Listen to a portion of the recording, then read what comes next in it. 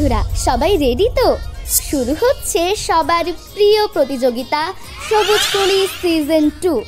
সঙ্গীত, নৃত্য ও আবৃত্তি বিষয়ে 3টি গ্রুপে এই প্রতিযোগিতার বিস্তারিত জানতে চোখ রাখো কেটিভির পর্দায় এবং ভিজিট করো কেটিভি ফেসবুক পেজ ও ইউটিউব।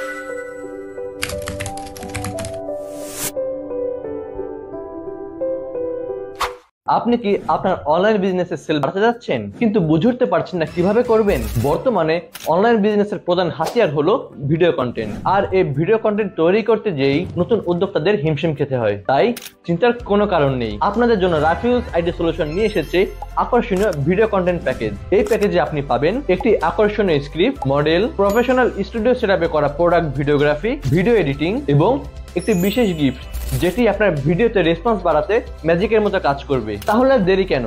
আপনার বিজনেসকে আরো কয়েক ধাপ এগিয়ে নিয়ে যেতে আজই যোগাযোগ করুন আমাদের সাথে। Colour motion events and multimedia যে কোনো কালচারাল ইভেন্টসকে অধিক আকর্ষণীয় ও প্রাণবন্ত করে তুলতে প্রয়োজন সময় উপযোগী আইডিয়া ও তার সাথে আমাদের সেবাসমূহ।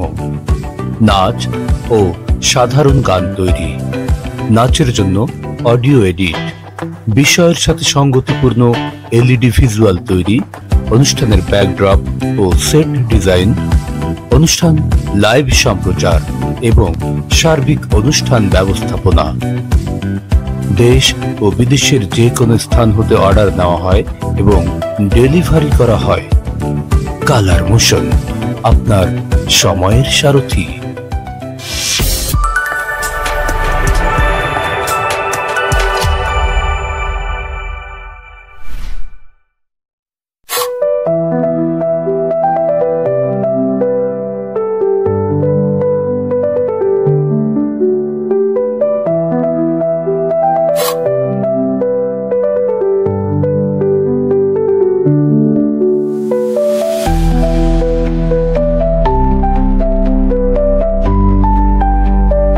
স্বাগত জানাই প্রিয় দর্শক।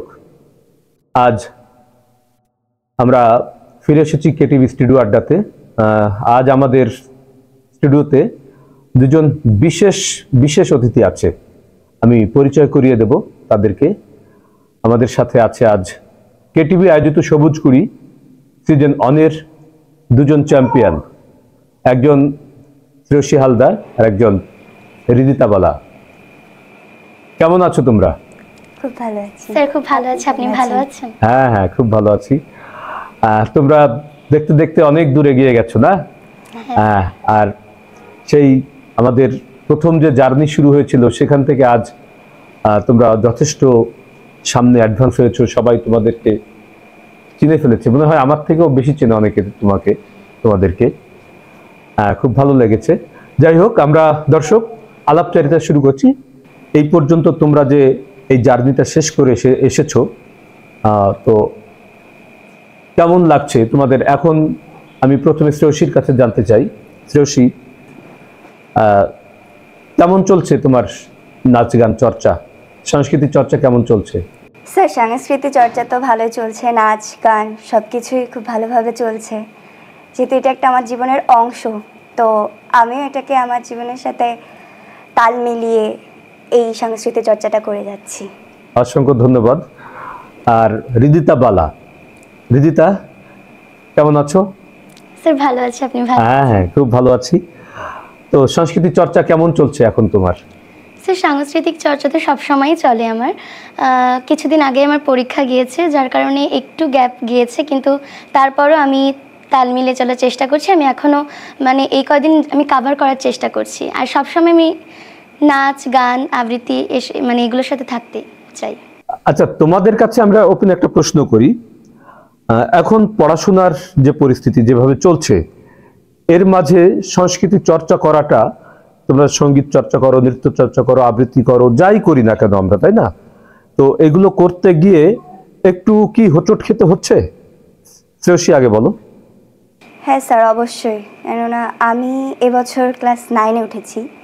তো সবচেয়ে বড় কথা হচ্ছে এই নাচ গানের ফাঁকে যে পড়াশোনার ফাঁকে যে নাচ গান করার যে সময়টা, এটা আমি বের করতে পারছি না বললেই চলে।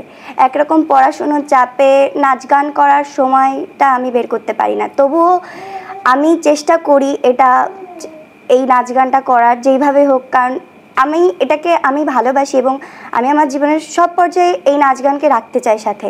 তো যেইভাবে হোক পড়াশোনার ফাঁকে ফাঁকে আমি নাচ গান করার চেষ্টা চালাচ্ছি, কিন্তু তাও মনে হয় পড়াশোনার ফাঁকে এটা চালিয়ে যেতে হোঁচট খেতে হয় আমাদের। এটা ঠিক আছে। আমরা দর্শক আপনাদের বিষয়ে কাছে একটা বিষয় বলি যে আমাদের দেশে এখন যে পড়াশোনার বিষয়টা চলছে, আমাদের এই ছেলেমেয়েরা আমাদের আগামীতে যারা হাল ধরবে আমাদের পরে, তো তারা আসলে যেভাবে আমরা চলছি এই চলাটা না দারুণ দারুণ কষ্টকর একটা বিষয় হয়ে দাঁড়াচ্ছে। আমি রিদিতা বালার কাছে একটু যেতে চাই। রিদিতা, পড়াশোনার পাশে আমি জানি অনেক স্ট্রাগল করতে হয় তোমাদেরকে, তাই না? অনেক স্ট্রাগল করতে হয়, কারণ এটাকে না তোমরা ভালোবাসো, ভালোবেসে করো। হ্যাঁ, অনেকেই জানে আমাদের দেশের পার্সপেক্টিভে যে বিষয়টা, অনেকেই মনে করে কি যে সংস্কৃতি চর্চা করে আর কি হবে, এই তো আনন্দ ফুর্তি মজা। এটা না, এটা যে কখনো কখনো প্রফেশন হতে পারে, এটা যে মানুষের জীবনের একটা চূড়ান্ত লক্ষ্য হতে পারে, এটা কিন্তু আমরা কখনো ভাবি না, বা আমাদের অভিভাবকরাও সাহস পান না। কিন্তু আমরা বিগত কয়েকদিন আগেই একটা সংস্কৃতি আড্ডা করছিলাম খুলনা সংস্কৃতি জনরা মিলে, সেখানে আমরা একটা বিষয় বলেছিলাম। সেটা কি ছিল দেখো, যে তোমরা পড়াশোনার পেছনে 25টা বছর ব্যয় করছো ধরো, হ্যাঁ, এই 25টা বছর যদি কেউ সঙ্গীত চর্চা করে, কেউ যদি নৃত্য চর্চা করে, তাহলে সে কোন লেভেলে পৌঁছে যেতে পারে? আমি বোধ করি সারা পৃথিবীর মানুষ তাকে চিনে ফেলে। এবং ওই 25 বছর পরে তুমি চাকরি পাবা কিনা এর নিশ্চয়তা কি আমাদের আছে? নেই। কিন্তু 25 বছর পরে তুমি যে এখান থেকে নিশ্চিত একটা ফিডব্যাক পাবা, এটা কিন্তু নিশ্চিত করে বলা যায়। তো তোমার কি অবস্থা চলছে পড়াশোনার ব্যাপার নিয়ে, এটার চর্চাটা কেমন চলছে? স্যার আমি এবছর 6ষ্ঠ শ্রেণীতে। যখন আমি 5ম শ্রেণী পর্যন্ত ছিলাম, আমি যখন ছোট ছিলাম, তখন আমি কিন্তু সংস্কৃতির আমার খুবই ভালো চর্চা হতো। কিন্তু যেহেতু আমি 6ষ্ঠ শ্রেণীতে উঠে গিয়েছি, মাধ্যমিকের প্রথম পর্যায়ে, লেখাপড়ার ফাঁকে আমি যেটাকে ভালোবাসি, আমার তো অবশ্যই এটা চর্চা করতে হবে। আর আপনি যে কথাটা বললেন যে কোনো নিশ্চয়তা তো নেই আমাকে, এটা নিয়ে আমার জীবনটা গড়ে উঠতে পারে। এই জন্য আমি সবসময় চেষ্টা করি যে আমি অন্তত পড়াশোনার পাশাপাশি যে আমার যে অবসর সময়টুকু, আমি যেন এই সংস্কৃতিকে ঘিরে আমার অবসর সময়টুকু আমি কাটাতে পারি। আচ্ছা, এবং এটা কিন্তু আমাদের একটা আবেগের জায়গা, তাই না? পড়াশোনার পাশাপাশি পড়াশোনা করে আমরা হয়তো একটা সার্টিফিকেট অর্জন করব, সেটা আমাদের এই সিস্টেমের কারণে, হ্যাঁ। কিন্তু সিস্টেমটা যদি অনেক উন্নত দেশের মতো হতো, আমাদের পাশের দেশের মতো হতো, যে আমরা সংস্কৃতি চর্চা করে আসলে একটা জায়গায় যাওয়া যায়, এই বিষয়টা যদি অনুধাবন করা যায়।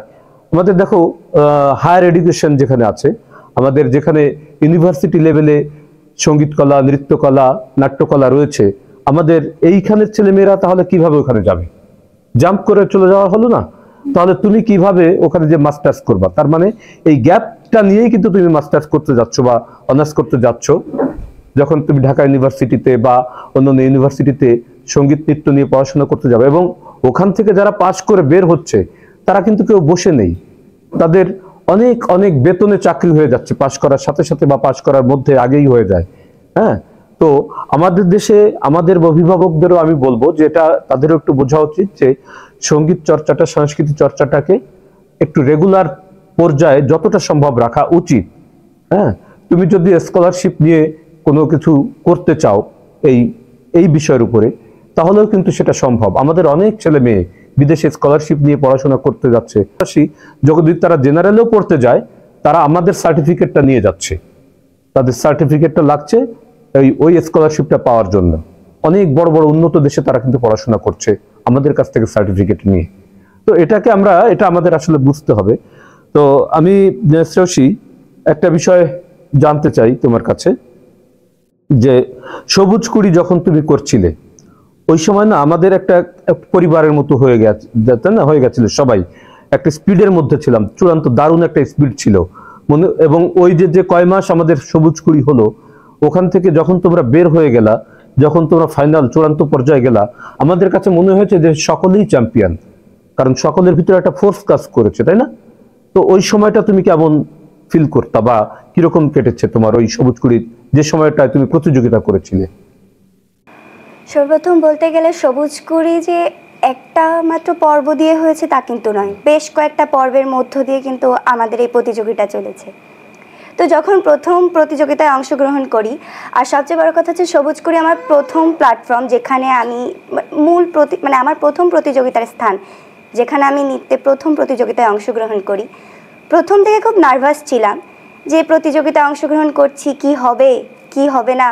এমনকি প্রথম যখন 2 পর্বে একটু হেরে গেছি বা মার্ক কম পেয়েছি বা 2-একটা বিষয় সম্পর্কে যেগুলো আমার দুর্বলতা সম্পর্কে যখন জেনেছি, প্রথম দিকে খুব মন খারাপ হতো যে মনে হয় পারবো না, মনে হয় হেরে যাচ্ছি। কিন্তু আস্তে আস্তে যখন আমি আরও পর্বগুলোতে আগাতে থাকি এবং যত আমরা এই সবুজ কুড়ি প্রতিযোগিতা এগিয়ে চলতে থাকে এবং চ্যাম্পিয়নের যে দিনটা, আমার যে দিনটা, মূলত যে দিনটা আমি কখনোই আমার জীবনে ভুলতে পারবো না, এবং আমি যে সবুজ কুড়ির চ্যাম্পিয়ন হতে পারবো এটা আমি কখনো ভাবতেও পারিনি। আচ্ছা, একটা বিষয় কি যে সবুজ কুড়ি তাহলে তোমাকে কিছু শেখাতে পেরেছে কি? অনেক কিছু শেখাতে পেরেছে। আমি সবুজ কুড়ি থেকে অভিজ্ঞতা নিয়ে অন্যান্য অনেক প্রতিযোগিতায় গিয়ে অংশগ্রহণ করেছি এবং সত্যি কথা বলতে যদি সেই সব প্রতিযোগিতায় আমি উত্তীর্ণও যেহেতু হয়েছি, সেই সব প্রতিযোগিতায় উত্তীর্ণ হওয়ার পেছনে সবুজ কুড়ির একটা বিশেষ অবদান রয়েছে এবং সবুজ কুড়ি থেকেই আমি অভিজ্ঞতা নিয়ে এমনকি আমি ঢাকা পর্যায় পর্যন্ত গিয়েছি, তার পেছনেও সবুজ কুড়ির সবচেয়ে বড় অবদান বলে আমি মনে করি। আচ্ছা, ধন্যবাদ। আমি সেম কোশ্চেনটা রিদিতাওয়ালা তোমাকে করতে চাই। রিদিতা, তুমি আবৃত্তি এবং সঙ্গীত কলায় চ্যাম্পিয়ন হয়েছিলে। আচ্ছা, এখন তুমি নাচও করো। হ্যাঁ, নাচও করো, তো ভবিষ্যতে হয়তো তোমাকে নৃত্যশিল্পী হিসেবে আমরা দেখতে পাবো। আচ্ছা, যাই হোক, তো ওই যে জার্নিটা ছিল তোমার, হ্যাঁ, মনে আছে তোমার হয়তো যে আমরা যখন ওয়ার্কশপ করিয়েছি, হ্যাঁ, আমরা যখন বিভিন্ন বিষয়ে টিপস দিয়েছি, বিচারকরা অনেক মন্তব্য করেছে, আমরা তার মধ্যে থেকে কিন্তু তোমাদেরকে প্রকৃতপক্ষে কম্পিটিশন করার থেকে শেখানোর চেষ্টাটা বেশি করেছি, তাই না? তো তোমার কেমন মনে হচ্ছে যে ওই কম্পিটিশনটা, সবুজ কুড়ির যে জার্নিটা ছিল, সেটা তোমার অনুভূতিটা কি? প্রথমত আমি বলতে চাই যে সবুজ কুড়ি একটি প্রতিযোগিতা নয়, এটি হচ্ছে একটি শিল্পী এবং সংস্কৃতি সৃজনশীল মানুষদের একটি কারখানা, যেটা আমি আমার নিজস্ব অভিজ্ঞতা থেকে আমি এটা বুঝতে পেরেছি। হ্যাঁ, এরকমই। আর অনেকেই মনে করে যে না, এটা প্রতিযোগিতা, আমাকে এখানে জিততেই হবে, আমাকে হারলে চলবে না, এরকম কোনো আমি কখনো এরকম মনেই করিনি। এমনকি আমি এটাও ভাবিনি যে আমি চ্যাম্পিয়ন হব। আমি তো এটা আমার চিন্তার বাহিরে যে আমি চ্যাম্পিয়ন হতে পারবো। যেটা দিদি বলল যে অনেকগুলো পর্বে সবুজ কুড়ি অনুষ্ঠিত হয়েছিল, তো প্রথম পর্বে আমি খুব ছোট ছিলাম, তো আমার একটু নার্ভাস লেগেছিল। আমি একটু নার্ভাস ছিলাম যে না, কি হবে, আমি পারবো কিনা, আদৌ আমি চূড়ান্ত পর্যায়ে পৌঁছাতে পারবো কিনা। যখন আস্তে আস্তে একের পর এক আমি চূড়ান্ত পর্যায়ে পৌঁছালাম, আমার ভয়টা কিন্তু আস্তে আস্তে কাটতে শুরু করেছিল। তখন আমার কাছে মনে হয়েছিল যে না, আমাকে জিততে হবে এর কোনো নিশ্চয়তা নেই, কিন্তু আমি ভয়কে জয় করব, আমি ভয়কে জয় করব। যখন আমি আস্তে আস্তে সবুজ কুড়িটা আমি যখন শেষ করলাম, বিভিন্ন ওয়ার্কশপ হয়েছিল, সেখানে আমি শ্রদ্ধেয় স্যারদের কাছ থেকে অনেক কিছু শিখেছিলাম, যেগুলো আমি শিখতে পারিনি। আমার অনেক কিছু সম্পর্কে আমি ধারণা পেয়েছি, অনেক জ্ঞান অর্জন করেছি, এবং সেগুলো আমি জাতীয় পর্যায়ে কিন্তু আমি সেগুলোর অনেক প্রয়োগ দেখেছি। এবং আমি যখন জাতীয় পর্যায়ে গিয়েছি তখন কিন্তু আমি ওগুলো বারবার চিন্তা করেছি যে স্যারদের মানে স্যাররা যে কথাগুলো বলেছিল সেগুলো আমি বারবার স্মরণ করেছি। সুতরাং আমার মানে সাংস্কৃতিক অঙ্গনে যে আমার মানে এখন যে আমি যে পর্যায়ে আছি, মানে আমি যে চ্যাম্পিয়ন হয়েছিলাম, আমি বলতে চাই যে স্যারদেরই মানে এখানে সবুজ কুড়িরই কিন্তু বিশেষ অবদান। আমি এখন যে বিভিন্ন প্রতিযোগিতা অংশগ্রহণ করি, ঈশ্বরের কৃপা আমি সেখানে ভালো কিছুই অর্জন করি।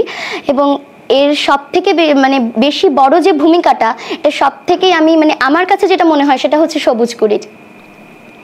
আচ্ছা হৃদিতা, মানে অনুভূতিটা অনেক দারুণ। হ্যাঁ, আমাদের ওই যে কয় মাস একসঙ্গে চলা না, আমরা মনে করেছি কি একটা উৎসব ছিল আমাদের। হ্যাঁ, আর বাংলাদেশে অনেক কম্পিটিশন হয় আমাদের, তাই না? অনেক কম্পিটিশন হয়, বিভিন্ন বিষয় হয়, কিন্তু সবুজ কুড়িটাকে কখনো আমরা প্রতিযোগিতার পর্যায়ে ভাবিনি। আমরা ভেবেছি এরকম যে এখান থেকে আমাদের একটা টিম তৈরি হচ্ছে। হ্যাঁ, একটা আমার এই প্রতিযোগিতা থেকে যারা বের হবে তারা বাংলাদেশের বা পৃথিবীর যে প্রান্তেই যাক না কেন, এই বিষয়টায় তাদের কোনো একটা জ্ঞান থাকবে, যে কোনো প্রশ্ন করলে সে যেন অ্যান্সারটা দিতে পারে। আমরা সেভাবেই তোমাদেরকে তৈরি করতে চেয়েছি।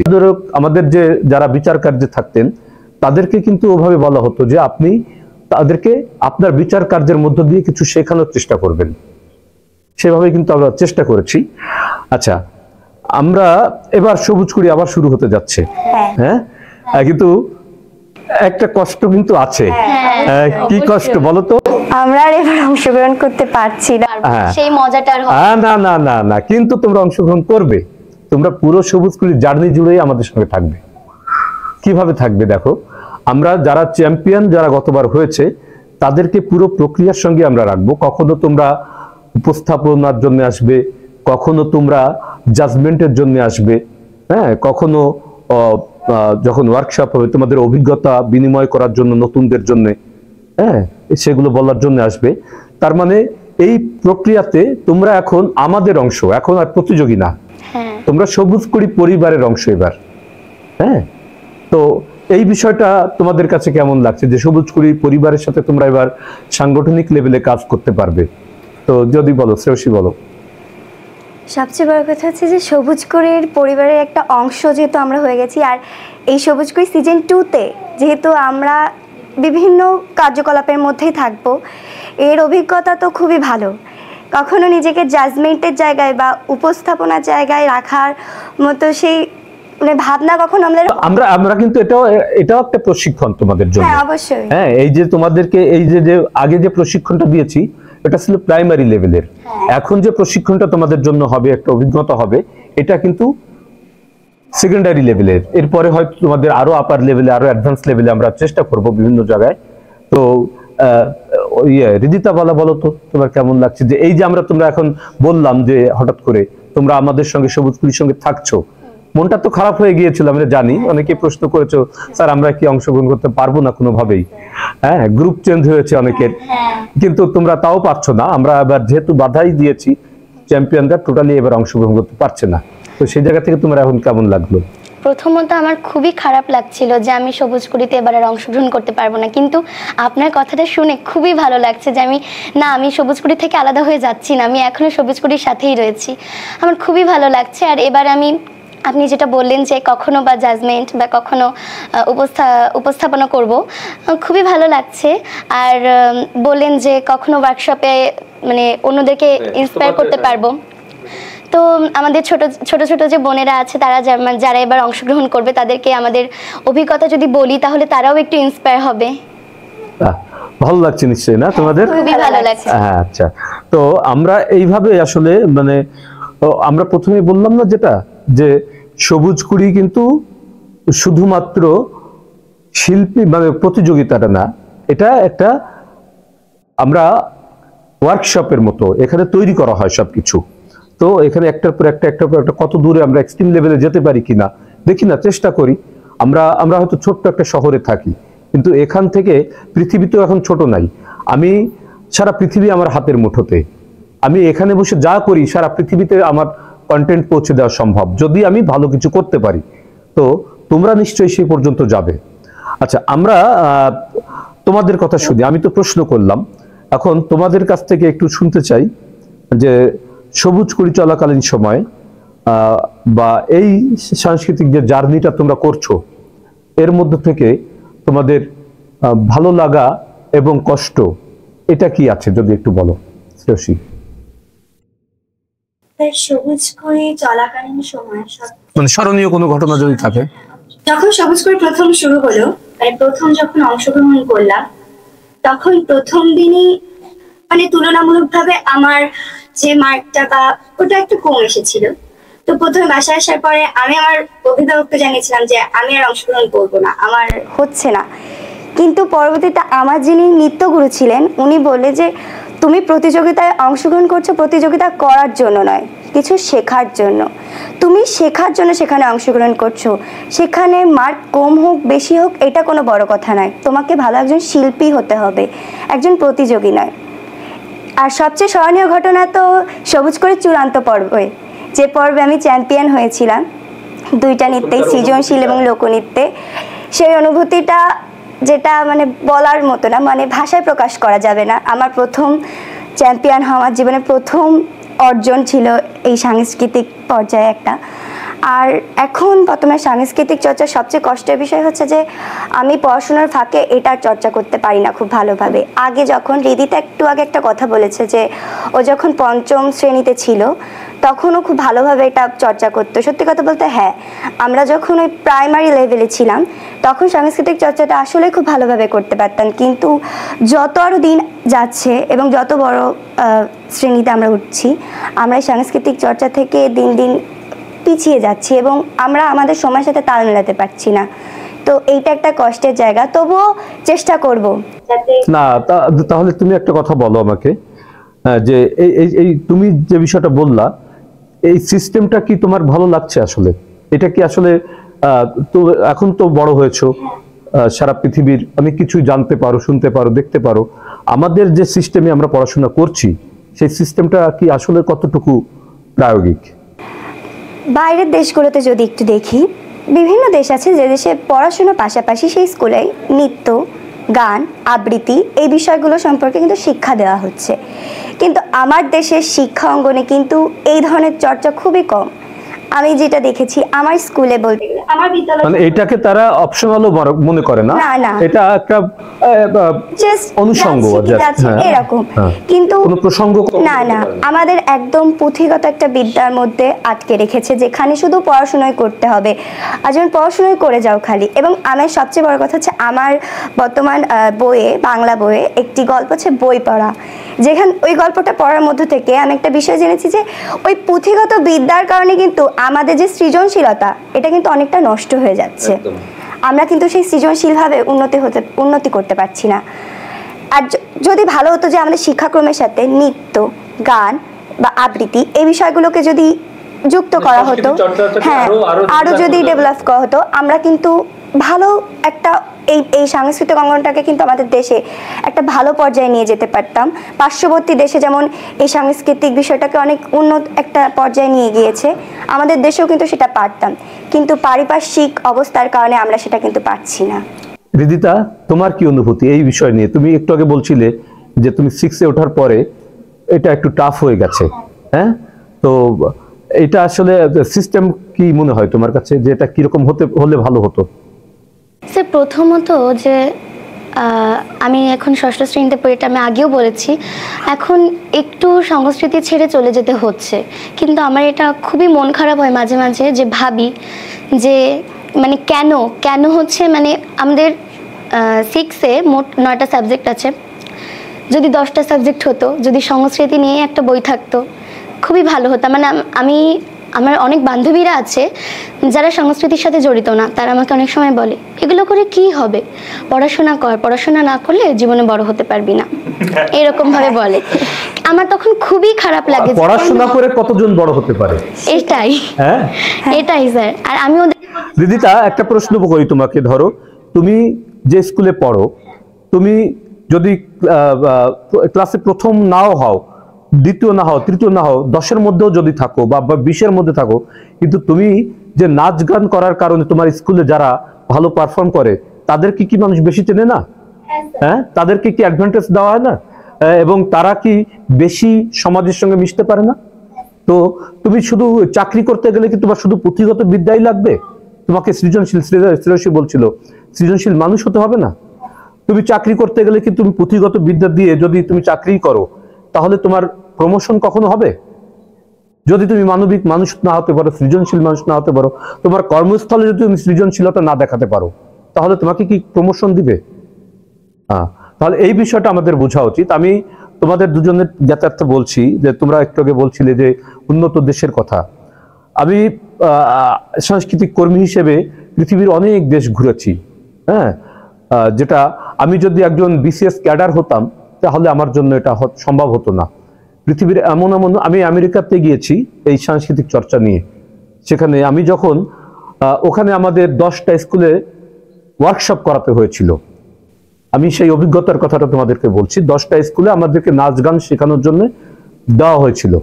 তো আমরা যতগুলো স্কুলে গিয়েছি প্রত্যেকটা স্কুলে ওরা বলছে কোনোদিন কোনো বাচ্চা বই খাতা বাড়িতে নিয়ে যায় না, কারণ ওদের সংস্কৃতিতে এটা নেই। ওরা স্কুলে যা পড়বে ওইখানেই শেষ। এই ব্রেনে হেডেক নিয়ে বাড়িতে যেতে হয় না ওদের, তারপরে ওরা ফ্রি। এখন আমি যতগুলো স্কুলে গেলাম প্রত্যেকটা স্কুলের ক্লাসরুমগুলোতে কিরকম যেন পার্টিশনগুলো সব ফোল্ডিং পটাপট করে খুলে যাচ্ছে, খুলে দিয়ে একটা হল রুম হয়ে যাচ্ছে। আমি দেখলাম যে যদি 100 জন থাকে ওই ক্লাসে 100টা লিরিক স্ট্যান্ড আছে, তার মানে 100 জনকে গান চর্চা করতে হয়।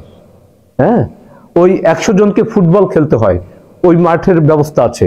100 জন ভলিবল খেলতে পারে, 100 জন বাস্কেটবল খেলতে পারে, 100 জন নাচ করতে পারবে, সেই ব্যবস্থা সেখানে করা আছে।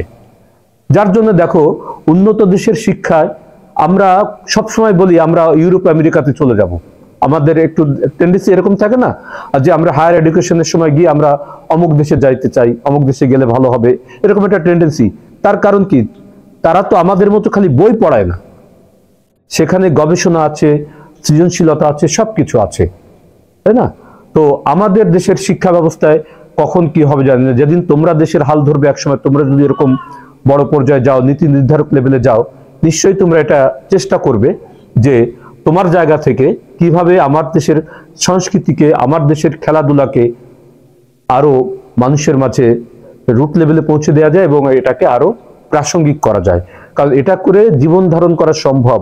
পৃথিবীতে অনেক শিল্পী আছে অনেক দেশের প্রধানমন্ত্রীর থেকে বেশি ইনকাম করে। হ্যাঁ, তো কেন নয় সেটা আমাদের দেশ থেকে কেন হচ্ছে না, এই বিষয়টা কিন্তু একটু ভাবনার জায়গা আছে। আমি তোমাদের অভিভাবকদেরকেও বলবো এবং এই অনুষ্ঠান যারা দেখছেন সবাইকেই বলছি যে আপনারা কিন্তু এই বিষয়টা একটু মাথায় রাখবেন যে আপনার বাচ্চার পেছনে 25-30 বছর ব্যয় করে দিচ্ছেন তার পড়াশোনার জন্য, তার পেছনে নিট 10টা বছর একটু খেটে দেখেন সে কোন লেভেলে পৌঁছে যায়। এটি আপনাদেরকে বলবো। যাই হোক, আমরা অনেক শেষের দিকে এসেছি। আমরা যখন সবুজ কুড়ি চলবে অনেক অভিজ্ঞতা তোমাদের মধ্য দিয়ে আমরা জানতে পারবো। আমাদের ইচ্ছা ছিল আজ তোমার নাচ দেখবো, তোমার গান শুনবো, কিন্তু সময়ের অভাবে সেটি হচ্ছে না। আমরা শেষের দিকে চলে এসেছি। শ্রেয়সী, আমরা এই সবুজ কুড়ি সম্পর্কে বা তোমার সংস্কৃতি চর্চা সম্পর্কে যদি শেষ কোনো কথা থাকে তুমি যদি বলো। যারা এই সবুজ কুড়ি সিজন 2-তে অংশগ্রহণ করছে বা যারা সংস্কৃতি চর্চার সাথে জড়িত আছে তাদের উদ্দেশ্যে বলবো, হাজার সমস্যা থাকুক, পড়ালেখার চাপ থাকুক, পরিবারের চাপ থাকুক, কিন্তু সংস্কৃতি চর্চাকে কখনোই ছাড়বে না। সময়ের হয়তো অভাব হতে পারে, যে সময়ের অভাবে আমি সংস্কৃতি চর্চা ভালোভাবে করতে পারছি না, তবুও কখনো হাল ছেড়ে দেবে না। কেননা এক সময় দেখবে পড়াশুনো করতে করতে একঘেয়েমি বোধ হচ্ছে, কোনো কিছুতে তখন মন বসছে না, পড়াশোনাতেও কিন্তু তখন মন বসছে না। কিন্তু সংস্কৃতি বা নাচ করো, গান করো, যেটাই করো না কেন, এটা কিন্তু তোমার ভালো লাগার একটা জায়গা যা তোমাকে একঘেয়েমি থেকে দূরে রাখবে। এবং আমিও কিন্তু এই সংস্কৃতি চর্চার সাথে জড়িত আছি বলে আমি ক্লাস 9-এ উঠেছি। আমি বিজ্ঞান শাখার একজন ছাত্রী, তো সেই ক্ষেত্রে আমি কিন্তু তার মধ্যে থেকেও সংস্কৃতি চর্চা করে যাচ্ছি। কেননা সবসময় পড়াশোনার মধ্যে থেকে না আমি আমার মাইন্ডকে ওইখানে পৌঁছাতে পারছি না, বরং আরও নাচের মধ্যে থেকে, গানের মধ্যে থেকে আমি অনেক কিছু শিখতে পারছি, যা আমার পড়ালেখাতেও কিন্তু হেল্প করছে। তো সবাইকে বলবো তোমরা সকলেই এই সবুজকুড়িতে অংশগ্রহণ করো। প্রতিযোগিতা বলে নয়, এটিকে শেখার একটা স্থান বলে অংশগ্রহণ করবে, যেখান থেকে তুমি শিখে একজন ভালো শিল্পী হতে পারবে। প্রতিযোগিতা বলে যদি অংশগ্রহণ করো তাহলে হারার ভয়, জেতার ভয় এগুলো থাকবে। হার জিত কোনো ফ্যাক্টর নয়, এখান থেকে শিখতে হবে, এটাই মূল বিষয়। সকলের জন্য আমার শুভকামনা, সকলে ভালো থেকো, সুস্থ থেকো। খুব ভালো শ্রেয়সী। রিদিতা, আমরা তোমার অনুভূতিটা জানতে চাই, মানে সবুজকুড়ি সম্পর্কে বা নতুন যারা অংশগ্রহণ করবে তাদের উদ্দেশ্যে তুমি কি বলতে চাও? তোমরা যারা সবুজকুড়ি সিজন 2-তে অংশগ্রহণ করবে তারা আমি যেটা বলতে চাই সেটা হচ্ছে তোমরা কখনোই নার্ভাস কাজ করবে না। তোমাদের সবসময় ভাববে যে না, এটি কোনো প্রতিযোগিতা নয়, যেটা দিদি বললো যে এটা কোনো প্রতিযোগিতা নয়, এটি আসলে শেখার একটি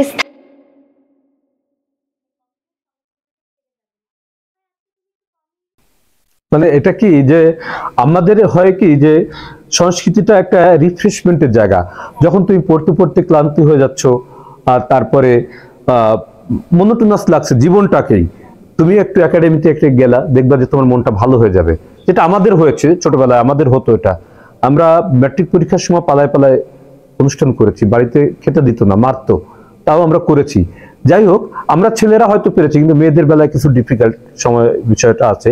যাই হোক, কিন্তু তোমরা তোমাদের অনুভূতিটা বললে এবং নতুন যারা আছে তারা বিষয়টা বুঝবেন, এবং সর্বোপরি হচ্ছে অভিভাবকদেরকে বুঝতে হবে ব্যাপারটা। অভিভাবকরা যদি বোঝেন তাহলে হবে। আর আবেগ তো, সংস্কৃতিটা একটা আবেগের জায়গা। হ্যাঁ, এই আবেগটাকে আমরা বেগ দিয়ে যেন ঢেকে না দিই, বেগ যেন আবেগটাকে শেষ না করে দেয়, তাহলে হবে কি আমরা মানুষ থাকবো না, মনুষ্যত্ব থাকবে না আমাদের। হ্যাঁ, আমরা হয়তো শিক্ষিত হয়ে অনেক দূরে যেতে পারবো, কিন্তু মানুষ হতে গেলে আমাদেরকে এই অনুষঙ্গটা নিয়েই এগোতে হবে। যাই হোক, তোমাদের সঙ্গে আবার অনেক কথা হবে। প্রিয় দর্শক, আমরা আজ এখানেই শেষ করছি, বিদায় নিচ্ছি। সবুজকুড়িতে আজ যারা আমাদের অতিথি ছিল, শ্রেয়সী এবং রিদিতা, আমাদের খুবই প্রিয় দুজন শিল্পী, এবং ওরা যখন স্টেজে পারফর্ম করে স্টেজ আলোকিত হয়ে যায়, মানুষ কিন্তু ওদের নাচ গান দেখে বিমোহিত হয়ে থাকে। নিশ্চয়ই পরবর্তীতে যারা আসবে তারাও ওদের পথ অনুসরণ করবে। এবং সম্মানিত অভিভাবক, সমগ্র বিষয়টি অনুষ্ঠানটি যারা দেখলেন আপনারা অনুধাবন করবেন এই প্রত্যাশা রাখছি। ধন্যবাদ।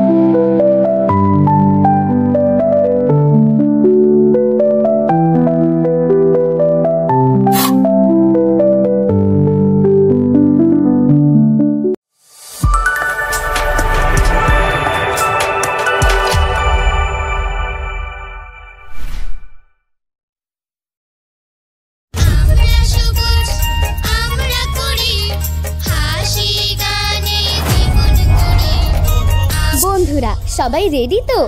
শুরু হচ্ছে সবার প্রিয় প্রতিযোগিতা সবুজকুড়ি সিজন 2।